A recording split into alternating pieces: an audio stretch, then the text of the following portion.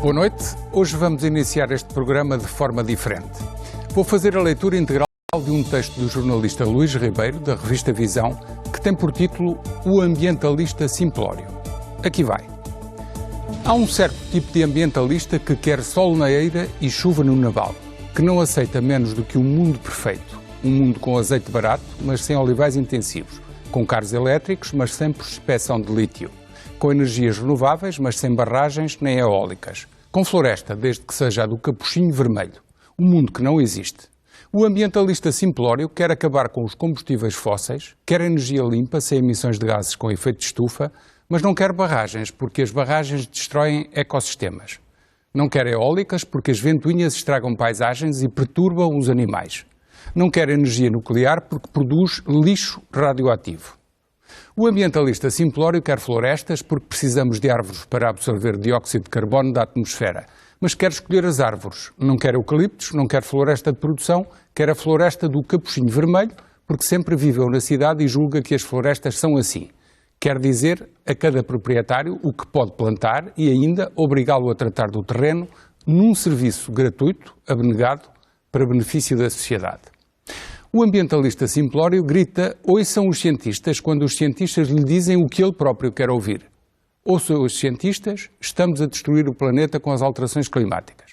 Mas quando os mesmos cientistas dizem que os transgénicos não fazem mal nenhum e podem ser uma mais-valia para o ambiente e para a humanidade, o ambientalista simplório berra. Os cientistas estão a soldo das multinacionais.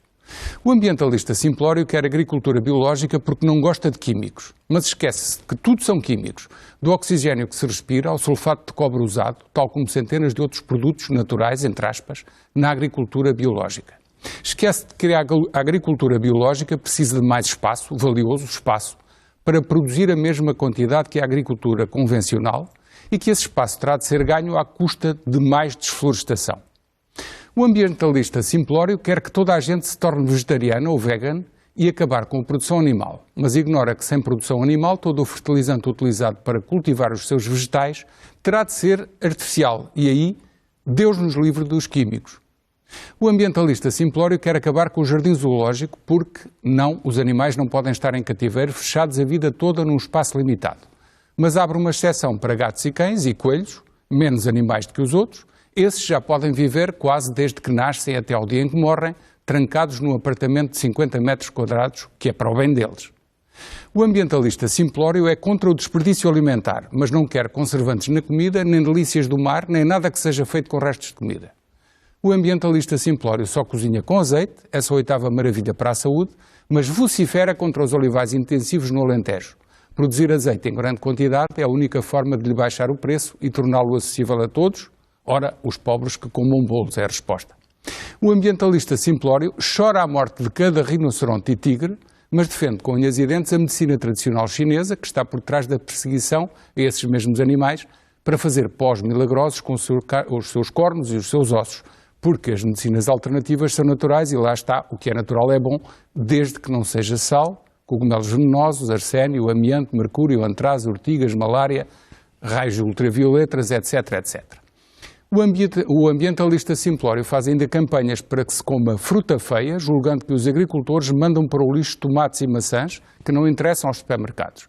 Mas ignora que grande parte desses tomates e maçãs disformes se transformam em ketchup, sumos e outros produtos que obviamente não são feitos com vegetais e fruta de topo de gama. O ambientalista simplório quer comer peixe, mas não pode ser capturado no mar, porque a pesca não é sustentável e porque não pode ser de aquacultura, porque tem antibióticos e garantidamente não pode ser geneticamente modificado, porque viu um desconhecido qualquer no YouTube dizer não se sabe o quê, não se lembra bem.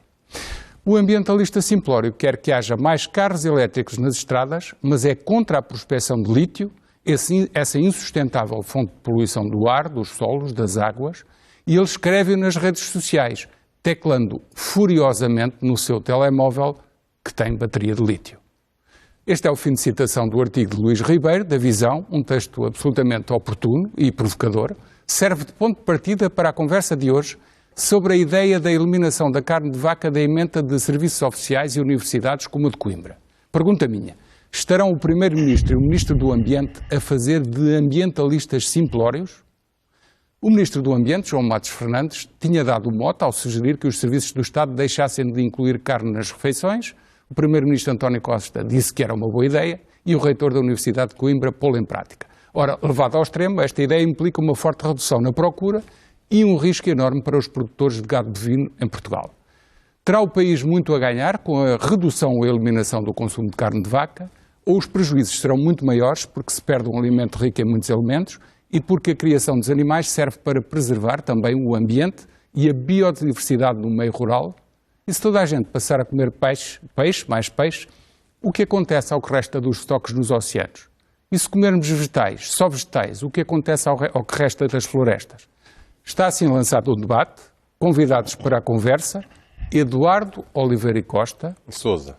Perdão, ainda bem que me corrigiu, a tempo. Eduardo Oliveira Sousa, presidente da CAP, Confederação dos Agricultores de Portugal, que representa também certamente os criadores de gado bovino. João Joanás de Melo, especialista e professor de Engenharia Ambiental, professor da Universidade Nova de Lisboa. Henrique Pereira dos Santos, arquiteto, paisagista, autor de um interessante artigo chamado Fraca Carne, sobre a decisão da Universidade de Coimbra de banir a carne de vaca da cantina. E também Dr. Nuno Nunes, nutricionista, que nos vai certamente explicar o que perdemos ou ganhamos com a substituição da carne de vaca na alimentação humana. Meus senhores, obrigado por terem vindo. Peço desculpa desta grande introdução, em jeito de editorial. O jornal já deve estar zangado comigo por causa das provocações que foram ali feitas. Já vamos conversar também sobre este artigo.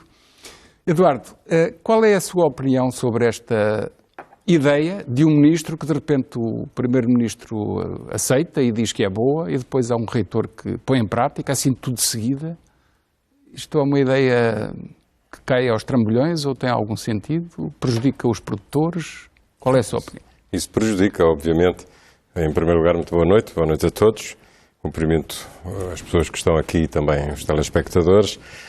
Eu gostava de dizer que a principal consternação que nos provocou estes episódios foram muito mais relacionados com as afirmações da Universidade de Coimbra do que propriamente uma opinião até um pouco a quente do Primeiro-Ministro, embora seja profundamente também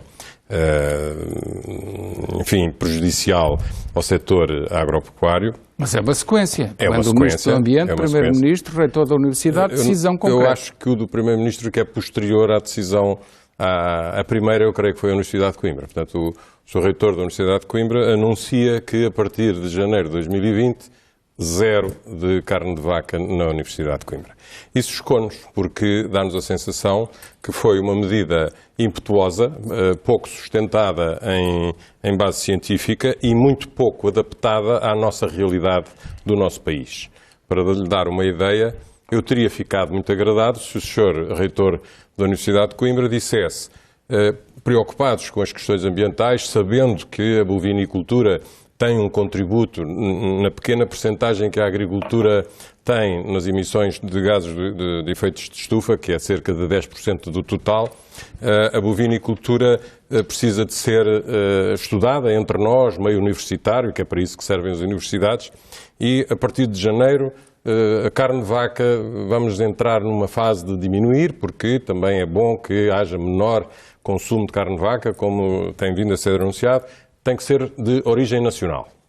E passado uns meses, 3, 4, 6 meses, o que ele disse, ele diria que, para além de ter que ser toda de carne de origem nacional, tem que ser de modo de produção extensivo.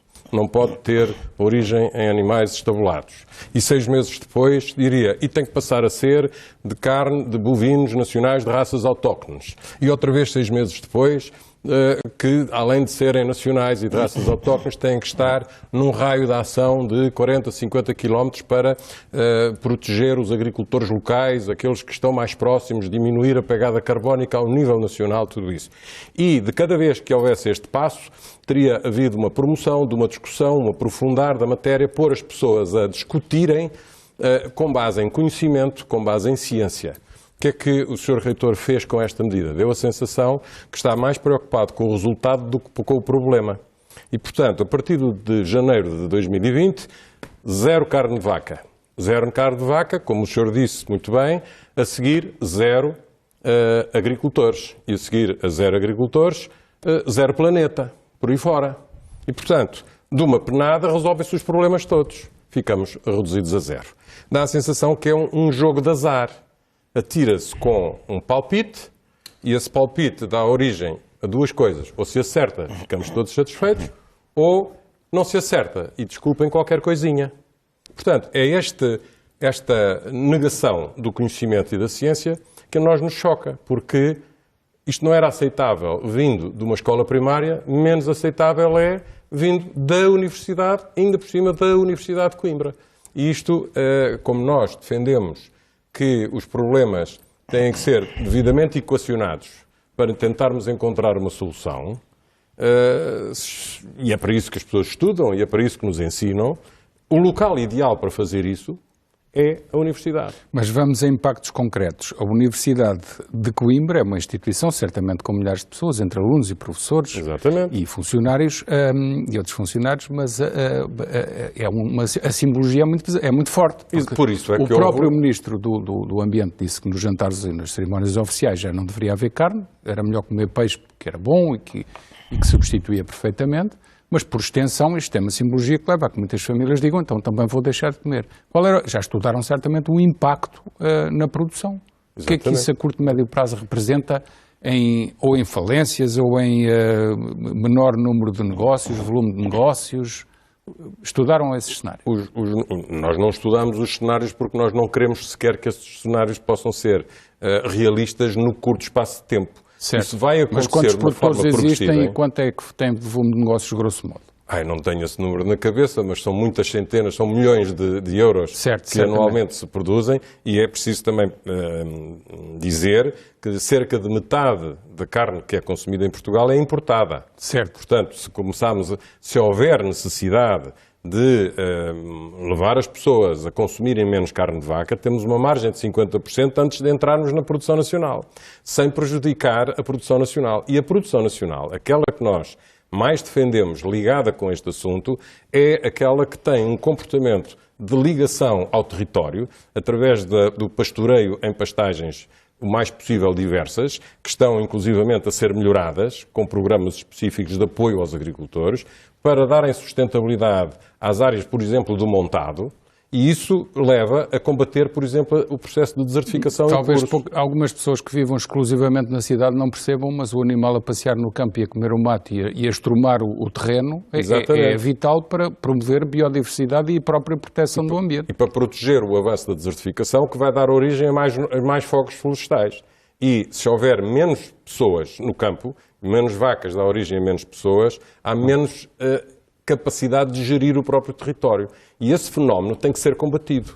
E uma das formas de o combater é através de uma bovinicultura feita em modo extensivo, ou seja, poucos animais em áreas grandes, que não tem nada a ver com aquela imagem que às vezes nos entra pelo ecrã da televisão, de uma zona pavimentada, cheia de animais, como existe em várias partes do mundo, com grandes quantidades de animais. Também há, embora em menor escala em Portugal, mas o que vemos é o Alentejo com o gado espalhado. Não só no Alentejo, Miranda, em Trás-os-Montes, é na Beira. Trás-os-Montes, Aroca, por aí fora. É aqui perto de Lisboa, por todo o lado. Que o oeste nós vamos também. na estrada e vemos um conjunto de vacas a pastar, Sem dúvida que isso promove o ambiente e a diversidade. Eu não tenho dúvidas que promove. E é um setor da economia muito interessante, muito importante no espectro da economia nacional e, obviamente, na agricultura. Já voltamos a esse ponto, Sr. Arquiteto. Mesma pergunta. E se de facto promove, e como é que promove o melhoramento do próprio ambiente, criar animais e consumir a sua carne, por extensão, porque para alguma coisa eles existem. O próprio Governo reconhece os serviços de ecossistemas, chamemos-lhe assim, para usar um palavrão, que são prestados pelos rebanhos quando, enfim, criam um programa. Eu não gosto do nome de cabras sapadoras, mas enfim, a verdade é que este Governo começou a pagar a rebanhos para fazerem uma gestão de combustíveis, de materiais finos, do mato, por aí fora.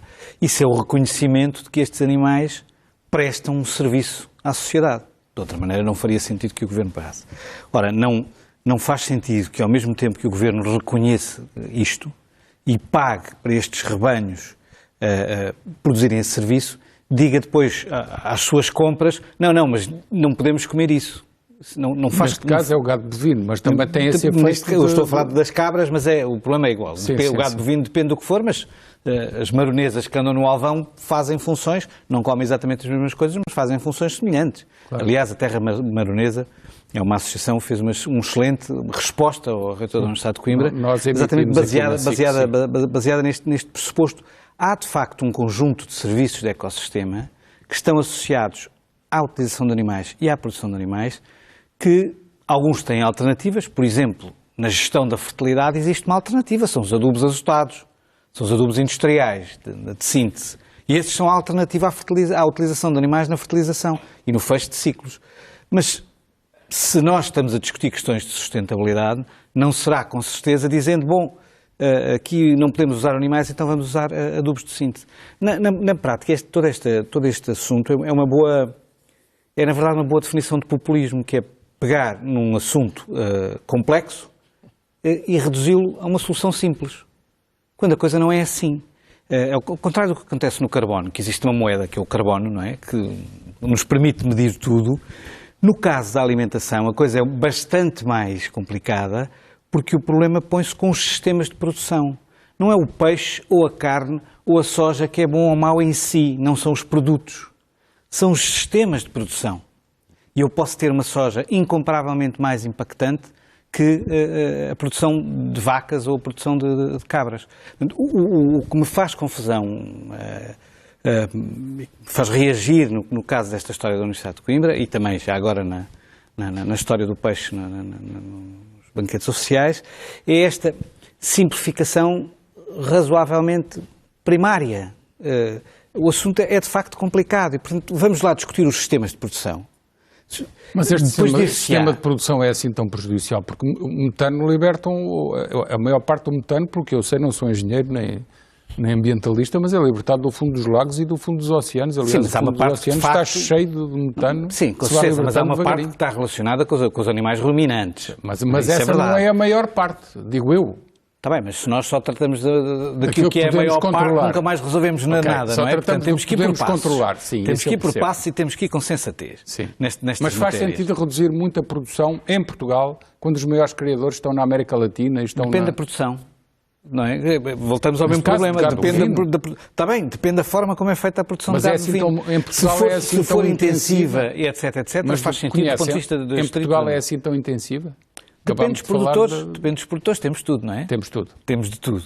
Talvez não tenhamos as grandes produções do centro da Europa ou dos Estados Unidos, mas temos de facto produtores intensivos, isso não há dúvida nenhuma.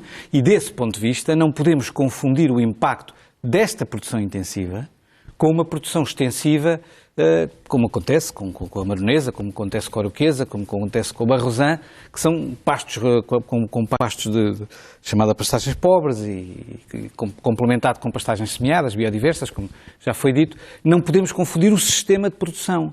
E, portanto, focarmos-nos no produto sem discutir o sistema de produção é, para mim, deste ponto de vista, uma boa definição de populismo. Porque estamos, portanto, mais inteligente seria, cuidado, alguma carne de vaca em produção muito intensiva, o muito próprio mais processo sensato. É muito mais danoso para o ambiente, portanto seria melhor privilegiar outro tipo de carnes e outro tipo de criação. Seria muito mais sensato dizer vamos reduzir o consumo em 50% e isso dá-nos margem financeira para pagarmos a diferença de preço que de facto existe em relação a uma carne que é produzida em extensivo. Porque um dos argumentos que utilizam é que a Universidade não tem dinheiro para pagar carne maronesa ou mirandesa. Isso para já não é verdade, porque o Instituto Politécnico de Bragança só usa carne mirandesa. Portanto, isso não é verdade. Já é um exemplo de como não Exatamente, é assim. Como não é assim. E em segundo lugar, se reduzirmos o consumo, ganhamos a margem financeira que é necessária para pagar efetivamente esse tipo de produção. O que me faz, e portanto, isso aí é que nós precisamos discutir. Qual é a diferença em relação à Universidade de Cambridge, que também está a reduzir os seus consumos alimentares e a melhorar?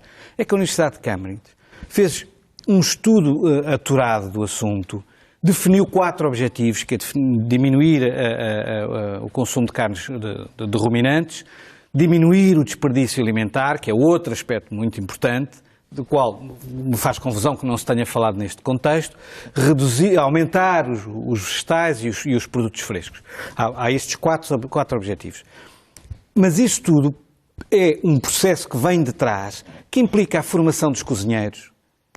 Porque, vamos lá ver, eu ontem fui buscar o meu cabaz da fruta feia. Lá vêm uns quiabos que eu não faço a menor ideia como é que a coisa se faz. Quer dizer, eu vou ter que ir aprender, não é? Ou vou falar com os meus chefes amigos, ou vou à internet, vou ter que aprender a cozinhar aquela coisa para poder comer. Ora, este processo é igual nas cantinas das universidades. O problema é que dizer vamos reduzir a carne de vaca, que ainda por cima é mais cara, custa 0 tostões. Tratar do assunto seriamente custa dinheiro, custa formação, custa gestão, custa empenho e custa inteligência. Então o Governo foi pela via mais fácil quando disse o que disse. Claro, não tenho a menor dúvida, por isso também que eu disse que isto era uma boa definição de populismo. João Jonas, não. Também posso ser provocador? Pode, à vontade. Eu não conheço nenhum ambientalista simplório, mas conheço imensos comentadores simplórios que falam, se desunham a falar de ambiente sem fazer a mais pálida ideia do que é que vão falar. Isso tem resposta, por isso é que está aqui, faça favor.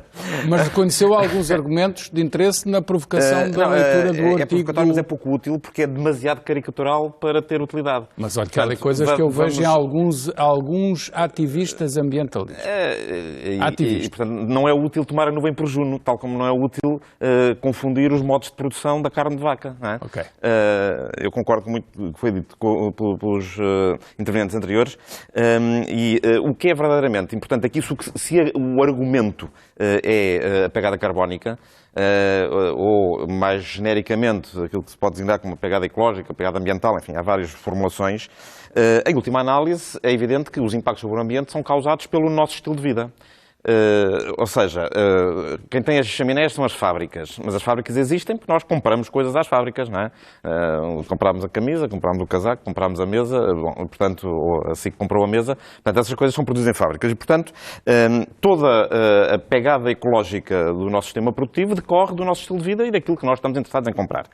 E, portanto, acho que era interessante também ter um bocadinho a perspectiva de que as alterações climáticas ou os danos sobre o clima, ou mais genericamente os danos sobre o ecossistema, há uma dimensão do dano sobre o planeta de que raramente se fala, porque é muito mais difícil de tratar, que é a perda de biodiversidade, que é tão ou mais importante que a alteração climática, e que raramente se fala porque é complicado, porque o carbono é fácil, mede-se o carbono, o equivalente de carbono. A biodiversidade é extremamente complexa. É útil pensar em que como é que todos nós contribuímos para o problema e podemos contribuir para a solução. Certo, mas os substitutos, por assim dizer, que é um termo económico, mas também da gestão da cozinha, muito literalmente, não são inócuos, não são inocentes em termos ambientais. Não, é evidente que não. Aliás, basta pensar no automóvel, a eletricidade e a bateria do lítio pelo que se faz. Mas há uma resposta muito clara para isso. Há uma resposta muito clara para isso. Que não é do ambientalista simplório ou do comentador simplório. No nosso estilo de vida, e pensando a coisa do ponto de vista dos produtos que nós adquirimos, há 3 grandes consumos que nós fazemos que são os maiores impactantes sobre esta pegada ecológica, que é a nossa casa, a construção da casa e mais o que nós fazemos dentro de casa, a mobília, o uso, a água, a energia, etc. Certo. A maneira como nós nos transportamos e aquilo que comemos. Para dar o exemplo em relação à questão dos transportes... A atividade industrial não é mais poluente que qualquer uma dessas? A atividade industrial serve estes nossos consumos. Eu estou a dizer isto do ponto de vista do consumidor final. O consumidor final usa os produtos da atividade industrial para ter uma casa, para se deslocar de um lado para o outro e para comer. A poluição da atividade industrial está nessas componentes que falou. Evidente. E, portanto, nós, enquanto consumidores finais, como é que nós podemos reduzir a nossa pegada carbónica? No caso dos transportes, a solução não é meramente substituir o carro a gasolina a gasóleo por carro elétrico.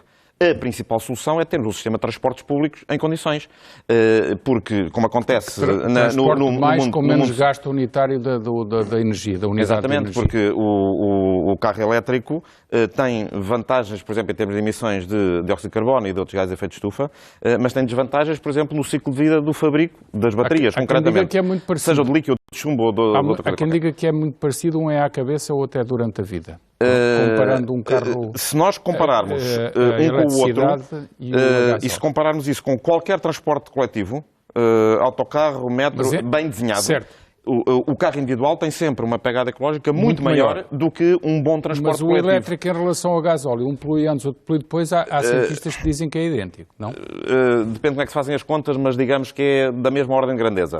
Mas qualquer um deles tem uma pegada, ou se nós nos deslocarmos, principalmente, se nós coletivamente nos deslocarmos, principalmente automóvel individual, vamos ter uma pegada muito maior do que se uma parte das nossas locações, nomeadamente, por exemplo, os trajetos de casa-emprego. Certo. Há 20 anos atrás, 2/3 dos trajetos de casa-emprego na área metropolitana de Lisboa eram feitos em transporte coletivo. Neste momento, 3/4 é feito em automóvel individual.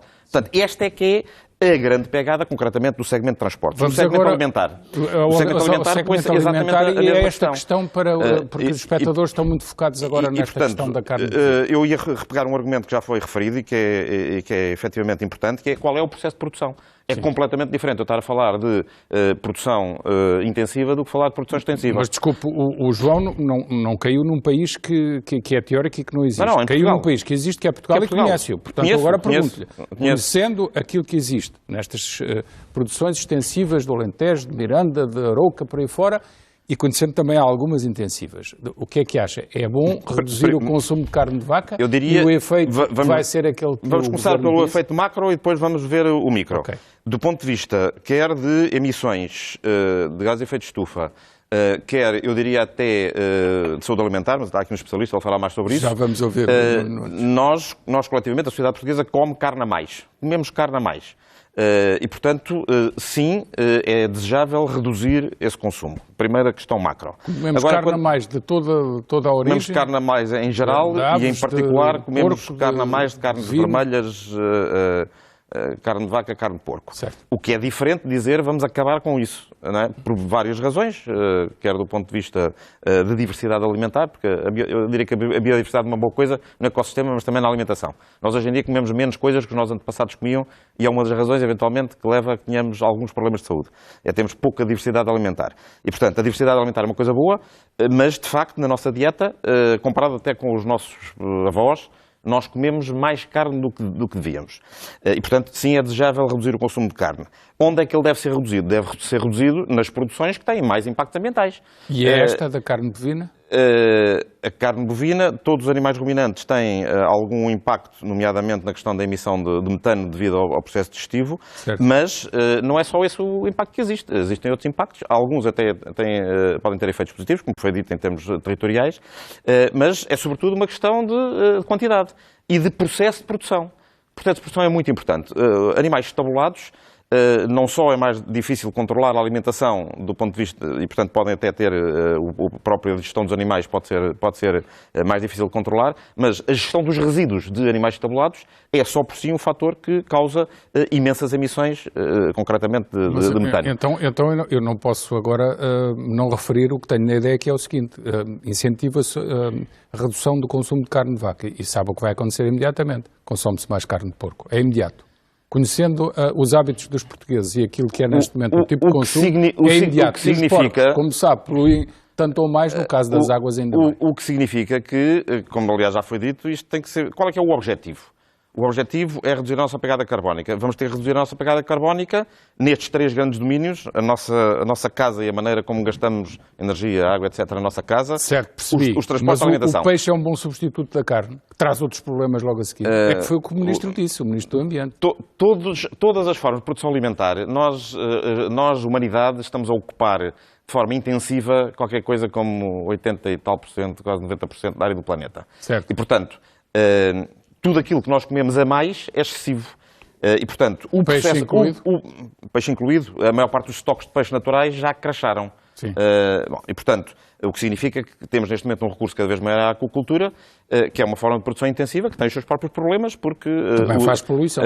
Também provoca poluição. Portanto, não há formas de produção que sejam totalmente limpas, mas há umas mais danosas que outras. E, portanto, isso é algo que tem que ser visto. O ideal é que cada... Traduzindo pelas suas palavras, vê utilidade naquilo que o Ministro do Ambiente disse, no próprio facto do Primeiro-Ministro ter dito que é capaz de ser uma boa ideia, e na iniciativa da Universidade de Coimbra dizer... Uma coisa é um cidadão comum dizer, se calhar é boa ideia comer um bocado menos de carne, se calhar até me fazia bem ao colesterol. Outra coisa é o Governo da República dizer coisas sem elas serem devidamente estudadas, ou pôr em prática políticas, ou fomentar políticas também sem acha elas que serem foi devidamente precipitado, estudadas. nesse caso? Vamos pôr a coisa assim. Então, há um mérito, que é nós estamos aqui a ter esta discussão. Certo. Que era um assunto, até hoje era um assunto tabu. Não é? Só não estávamos aqui. Portanto, tem esse mérito. Agora, se calhar há maneiras melhores de promover a discussão de coisas importantes. E, portanto, eu diria que sim, que a coisa merece ser seriamente discutida, mas merece ser seriamente estudada. Em Portugal há um bocadinho esta coisa de primeiro decide-se, depois discute-se, depois logo se estuda, logo se vê se é preciso estudar alguma coisa.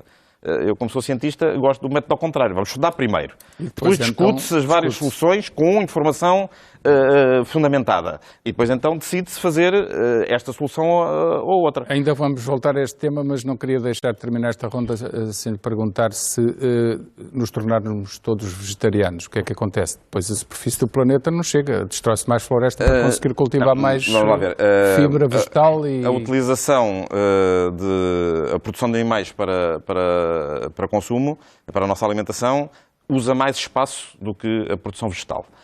Portanto, não é esse o argumento. Para substituir em termos de valor alimentar, não sei se será assim. Para substituir em termos de valor alimentar, não tenho as contas feitas, portanto, não vou pronunciar porque não estudei o teria que ter mais área. Eu duvido que tivesse que ter mais área, mas neste momento nós já temos um problema de excesso de artificialização da área que temos. Ou seja, nós temos muitas formas de produção de várias coisas, não é só, neste caso, do gado bovino, é de muitas outras coisas, em que usamos mal a área que temos. Não é? E, portanto, isso é um problema que não é específico da produção de gado bovino, isso é um problema geral de ordenamento do território. Aliás, o drama dos incêndios das últimas décadas e dos últimos anos em particular demonstra bem como nós cuidámos pouco do território. Não é? E, portanto, há várias maneiras de evoluirmos deste estado muito degradado para outras soluções. Há várias soluções possíveis, nenhuma delas fácil, porque não se consegue resolver de um ano para o outro aquilo que foi uma incúria de décadas, não é? Claro, já voltamos também. Mas é um problema, de facto, de ordenamento do território que não é simples, efetivamente. E, portanto, eu concordo com uma grande parte do que já foi dito neste sentido. Não vale a pena tentar arranjar varinhas mágicas, dizer agora vamos resolver o problema da pegada carbónica acabando com a carne de vaca. Não vamos. Não vamos acabar com o problema.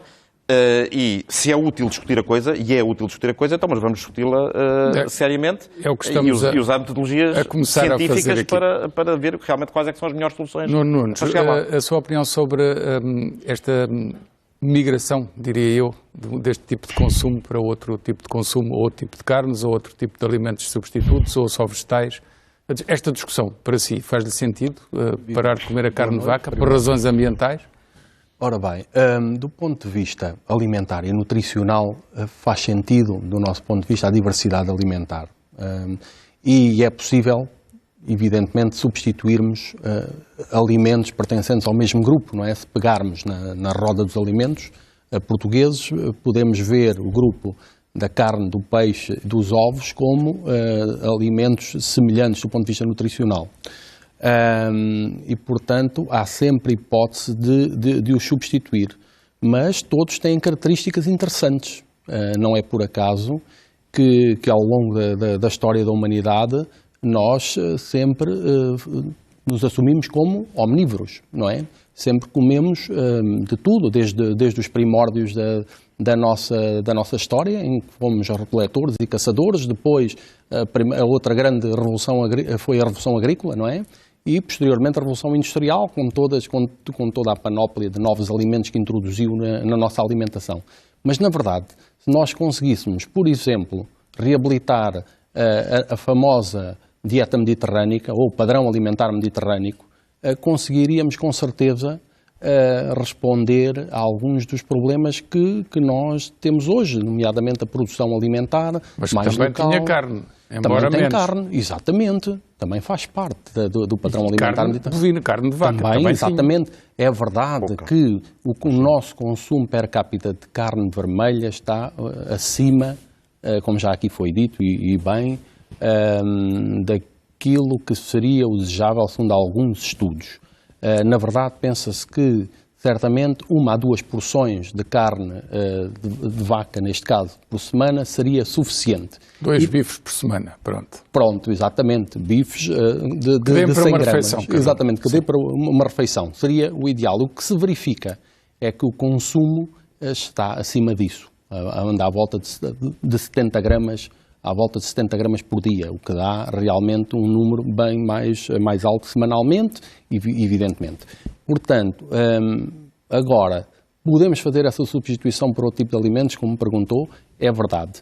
Há duas perspectivas. Uma é o impacto ambiental, portanto, se ganhava alguma coisa por aí, e a outra tenho que lhe perguntar, mas um bom bife, comido com a regra que indicou, tem muito valor nutricional, Claro certo? claro que sim. É uma excelente fonte de proteína, é uma excelente fonte de vitamina B12, é uma excelente fonte de zinco, por exemplo. São alguns nutrientes essenciais, não é? Nomeadamente a vitamina B12 é uma vitamina que nós encontramos muito presente nos alimentos de origem animal, não é? Nomeadamente na carne, no peixe e, como tal, é algo imprescindível na nossa alimentação. Por isso defendemos que deve fazer parte da alimentação dos portugueses. E prefere nacional ou importado, ou não faz distinção? Eu diria que seria mais importante apostar na carne de produção nacional. Que é mais óbvio, controlada e mais para já, rastreável. É de produção autóctone, não é? Portanto, será melhor a sua qualidade nutricional final. A pegada ecológica é completamente diferente, não é? Um bife, uma picanha que vem da América do Sul tem uma pegada ecológica completamente diferente de uma que vem de Trás-os-Montes, ou de Barrosão, ou Martolenga, ou outra qualquer. Qual é que polui mais? Qual é que polui mais, a que viaja mais, não é? Portanto, nem sequer é na questão da produção. Acho que era importante. É no próprio transporte. No transporte, não é? Esse aspecto também é muito importante. E nós muitas vezes não pensamos nisso. Até do ponto de vista dos alimentos, digamos, de origem vegetal também. É diferente eu comer uma banana que vem do Equador ou uma banana que vem da Madeira. É completamente diferente do ponto de vista da ecológica. E estamos a falar de um alimento nutricionalmente idêntico. Não é? Agora fez-me lembrar uma passagem de um livro que eu li sobre a utilização de uma das componentes da nossa alimentação que mais gastava gasóleo. E o livro dizia, é a água, porque é preciso ser bombeada, tirada e por aí fora. E agora fez-me lembrar isso, porque se a carne vem do outro lado do Oceano Atlântico, já tem uma componente enorme de combustível incorporado, entre aspas, no sentido Portanto, o ideal da pegada nós ecológica e do custo económico. Eu, enquanto nutricionista e enquanto português, que me preocupo também com a saúde e com a alimentação dos meus concidadãos, dos meus filhos, das gerações vindouras, preocupo-me também com a nossa sustentabilidade e independência alimentar. Nós somos muito dependentes do exterior.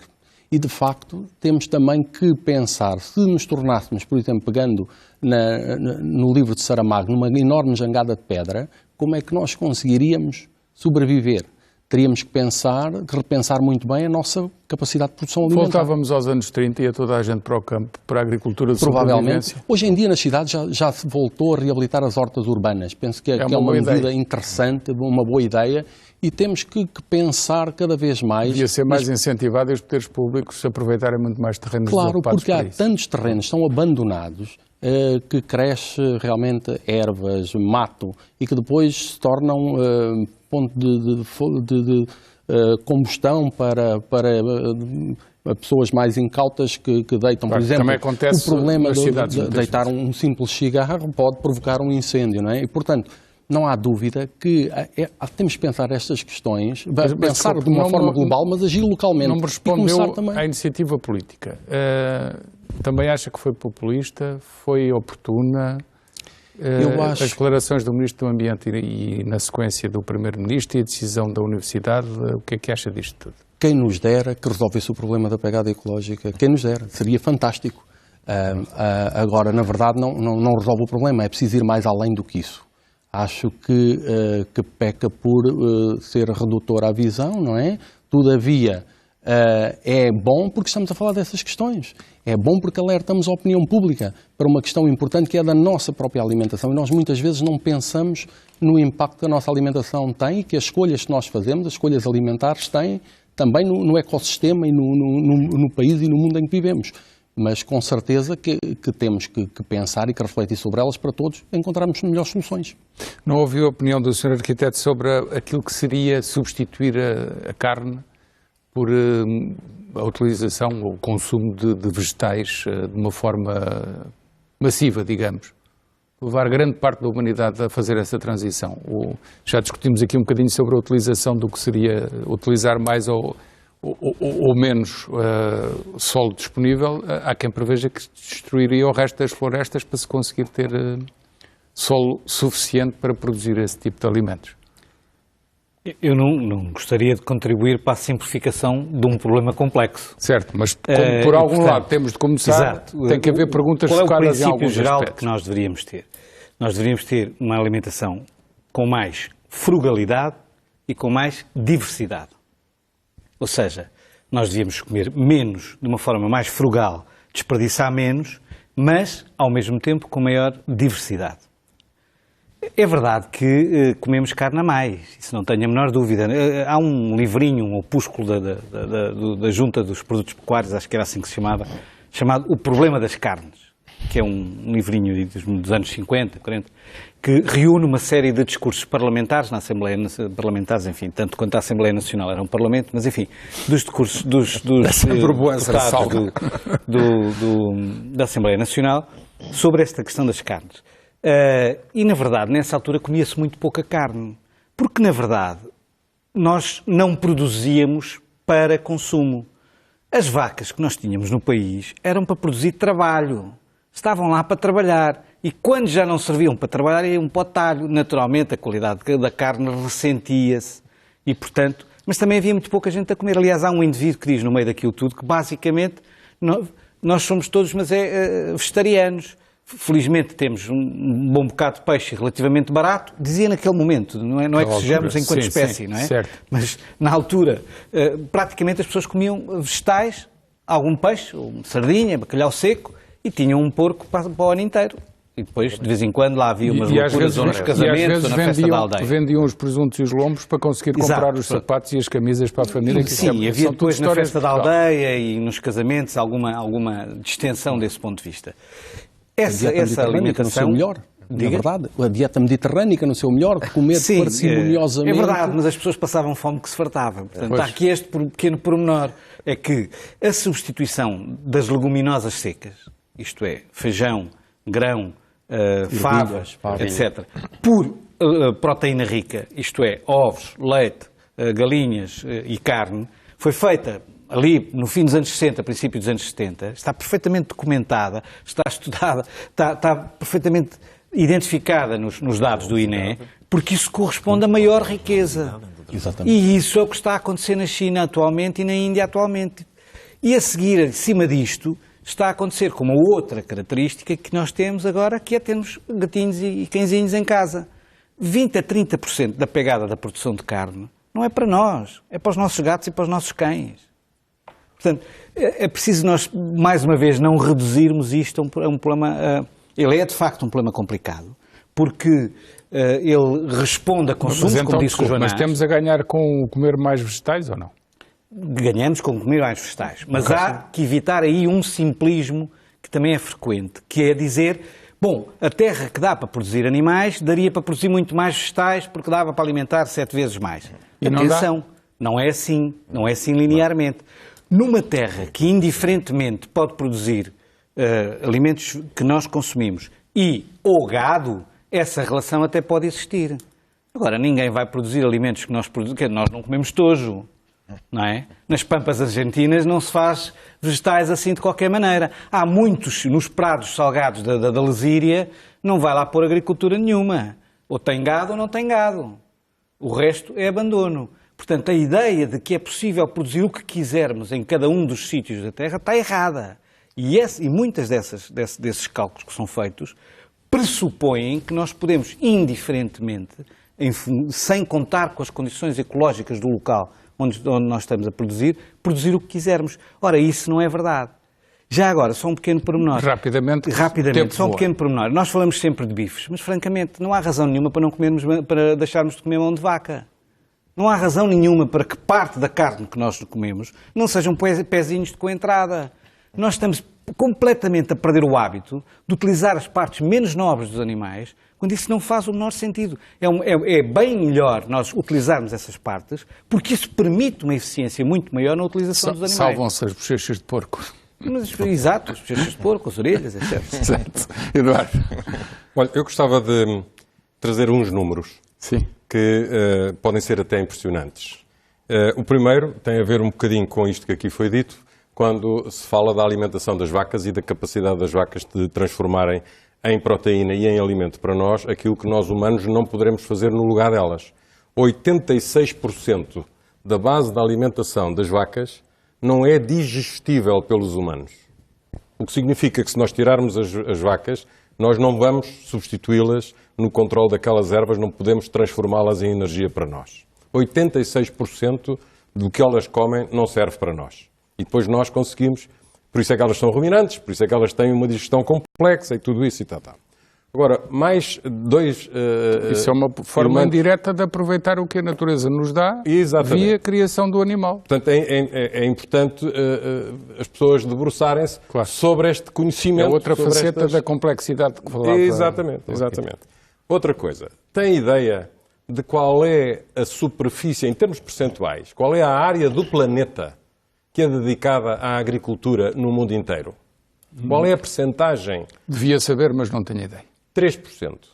Eu ia dizer 10 e ia errar estrondosamente. Se retirarmos a superfície submersa, ou seja, se retirarmos os oceanos e os lagos e tudo isso, a percentagem da agricultura toda que é feita no país sobre a terra é de 11%. Certo. E nesses 11% temos que produzir o alimento para toda a humanidade. Se transformarmos isso em o que é a relação com uma pessoa, 1 hectare, nós neste momento produzimos para os 6 mil milhões de habitantes, ou que nós somos, ou 7 mil milhões de habitantes que somos agora, cerca de 3 hectares, 2 hectares, 2,8, qualquer coisa assim. Daqui a 20 anos, a 30 anos, em 2050, quando chegarmos a 9,7 mil milhões de habitantes, nós vamos ter que ter mais alimento, ou seja, vamos encolher essa percentagem, vamos ter que nos alimentar num hectare e meio.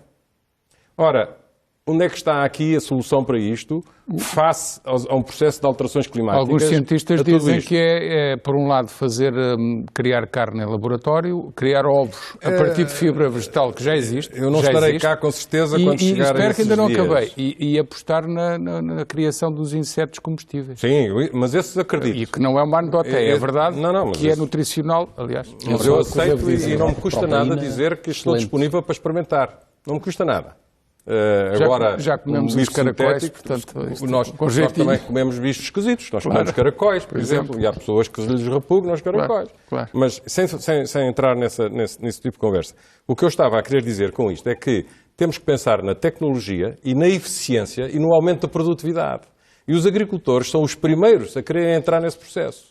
Porque eles são os principais prejudicados pelas alterações climáticas e são os principais perdedores se esse modelo de modernização da agricultura não for implementado. Mas nessa evolução, nessa transição, não está a acabar de repente com a criação de carne, de bovinos e de carne. Nós não conseguimos. Alguém utilizou aqui a expressão da varinha mágica. A varinha mágica não existe. Faz parte dos contos de fadas. E por isso, ou nós pomos a ciência ao serviço da inteligência para discutirmos os assuntos, ou andamos à volta dos problemas e de vez em quando vêm estas opiniões ou estas modas sensacionalistas que prejudicam a devida análise dos assuntos. João, 2 minutos.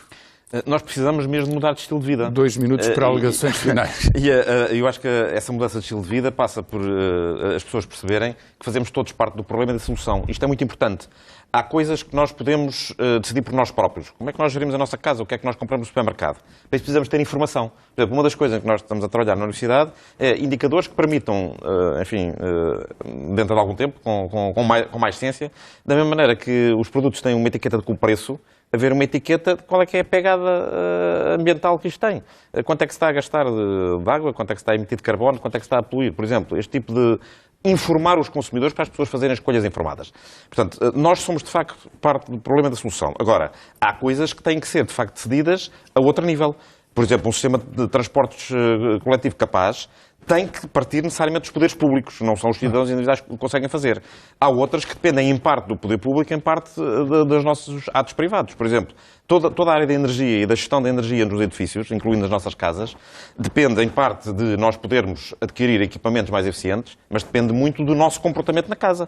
Se nós estivermos dispostos a abrir e a fechar as janelas conforme a temperatura que está lá fora, conseguimos poupar imensa energia e essa é a forma melhor de reduzirmos os problemas que temos, porque neste momento já temos capacidade de produção sedentária. O que vamos fazer no futuro próximo é substituir carvão por solar. E, portanto, já há soluções tecnológicas, algumas têm que ser suportadas pelos poderes públicos e todas temos nós todos de tomar melhor consciência de como é que as podemos usar. Nuno. 2 Eu minutos, diria 1 minuto e meio. Já a ficou diversidade com menos tempo. alimentar é fundamental e temos que reabilitar a nossa dieta mediterrânica. Tendo também em conta uma coisa muito importante. É possível substituir alguns alimentos sem que haja impactos negativos para a saúde. Para isso, aconselho os portugueses a consultarem um nutricionista para que possa adequar o seu padrão alimentar. Mas também um pequeno exemplo só para as pessoas terem... Por exemplo, falámos há pouco aqui das leguminosas. As leguminosas são uma mistura que se pode combinar feijão, grão, ervilhas e favas com cereais, pode dar uma combinação de aminoácidos que o torna muito parecida com a proteína da carne, por exemplo. Carne, é um substituto. Antigamente, os nossos pais, os nossos avós, comiam muito menos carne, como já aqui foi dito, e faziam esse casamento fantástico entre os cereais e as leguminosas. E, claro, também podemos e devemos usar outros recursos que nós temos, nomeadamente o peixe, nomeadamente as carnes brancas, que são também muito saudáveis, e, claro, diversificar, olhar para a nossa roda dos alimentos, olhar para a nossa roda mediterrânica e comer de acordo com a sazonalidade alimentar, que é outra coisa que nós perdemos um pouco com esta grande globalização alimentar. Evita-se gastos em sistemas de frio, que também poluem muito, e em sistemas de transportes, se respeitarmos mais a sazonalidade. Sem dúvida. E cá estamos para ajudar e para contribuir para que possamos melhorar a saúde e a alimentação dos portugueses. Meus senhores, e a origem. Temos de continuar esta conversa um dia destes. Obrigado por terem vindo. Gostei muito desta conversa. Muito obrigado. E agora um importante alerta sobre a preservação do património arquitetónico e cultural que é de todos os portugueses. A construção humana mais antiga a norte do Tejo está a ser ameaçada por uma nova urbanização. Estou a falar da Anta do Vale da Laje, freguesia de Serra, concelho de Tomar, distrito de Santarém. Este conjunto está datado de entre 5 a 7 mil anos. Trata-se, portanto, de uma obra contemporânea das pirâmides do Egito. Há poucos meses, uma nova urbanização começou a nascer junto ao local. Além dos novos edifícios que estão próximos, prosseguem as escavações para a construção de mais um imóvel que ficará situado a escassos metros da Anta. Apelamos ao promotor imobiliário e à Presidente da Câmara Municipal de Tomar para que não seja feita esta nova construção junto da Anta, podendo ser um novo edifício construído noutro local do mesmo terreno. Pedimos a intervenção urgente do Ministério da Cultura para classificar a Anta do Val da Laje, em Tomar, como património nacional e pedimos à Presidente da Câmara Municipal de Tomar, doutora Anabela Freitas, e à Ministra da Cultura, Graça Fonseca, para definirem rapidamente um perímetro mais alargado de proteção da Anta do Val da Laje. Muito obrigado a todos os intervenientes. Os portugueses, as futuras gerações, agradecem. E agora sugestões de leitura, se ainda tiver tempo, muito rapidamente. Viriato Sormanho Marques escreve um livro Depois da Queda, a União Europeia entre o reerguer e a fragmentação, é editado pelo Círculo de Leitores. De Su Yeon-lee e Yeon-gyong, Sinta-se rico e fique rico. É uma edição da Lua de Papel.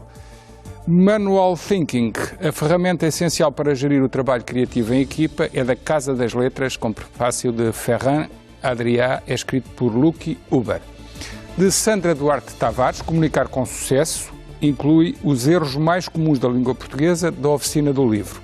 De Malala Yousafzai, Nós Somos Refugiados, é a história da jornada de Malala, da editorial Presença.